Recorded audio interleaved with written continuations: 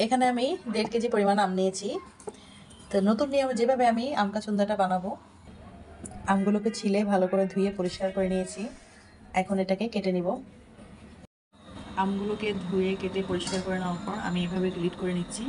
সালাদ কাটার machine, এই যে বড় ছিদ্র যেটা, সেটা দিয়ে এভাবে করে আস্তে আস্তে আমি আমগুলোকে গ্রিট করে নিয়েছি। তো এখানে আমি আম কাসুন্দা বানানোর জন্য আমগুলোকে ধুয়ে কেটে গ্রিট করে নিয়েছি।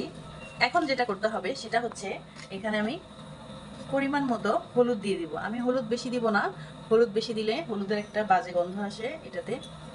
আর এখানে আমি বেশি না, 1 চামচ পরিমাণ লবণ দিয়ে দিচ্ছি। এটা দিয়ে আমি ভালো করে মিক্স করে নেব।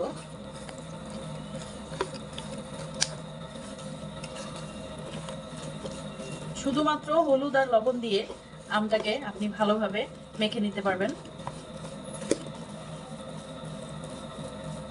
হলুদ লবণ দিয়ে ভালো করে মিক্স করে নিয়েছি। আর এখানে আমি দিয়ে দিচ্ছি, আমার আমের পরিমাণটা 2 কেজি ছিল, তো আমি এখানে 1 কেজি পরিমাণ চিনি দিচ্ছি।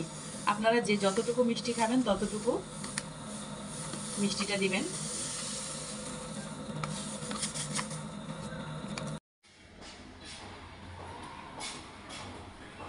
তো আম কাসুন্দা আচারটা সারা রাত চিনিতে এভাবে ভিজিয়ে রেখেছিলাম। এখন একটা কড়াইতে নিয়েছি আর দিয়ে দিচ্ছি আমি এখানে 1 চামচ পরিমাণ লাল মরিচ,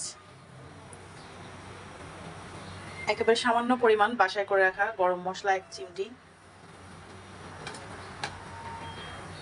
আর দিয়ে দিব 1 চামচ পরিমাণ জিরা গুঁড়া। এখানে আর কোনো মশলা আমি দিব না।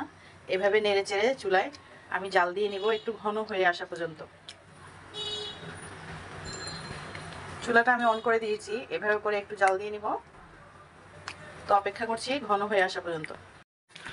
এখন এটা বলক আসছে, আমি এভাবে অনবরত নাড়ছি যাতে নিচে না লেগে যায়। কোনোভাবেই নিচে লাগানো যাবে না। এটাকে আমি ভালো করে কিছুক্ষণ জাল দিয়ে নিচ্ছি। অনেকটা ঘন হয়ে আসছে, আমি আর জাল দিচ্ছি না। এখন চুলাটা অফ করে দেব। দেখুন কিরকম হয়েছে। এখন আমি এটাকে ঠান্ডা করে নেব। যেভাবে আমি এবার আম কাসুন্দাটা বানিয়েছি আপনাদের সাথে শেয়ার করলাম। এভাবে কাচের বয়ামে আমি সংরক্ষণ করব 6 মাস পর্যন্ত।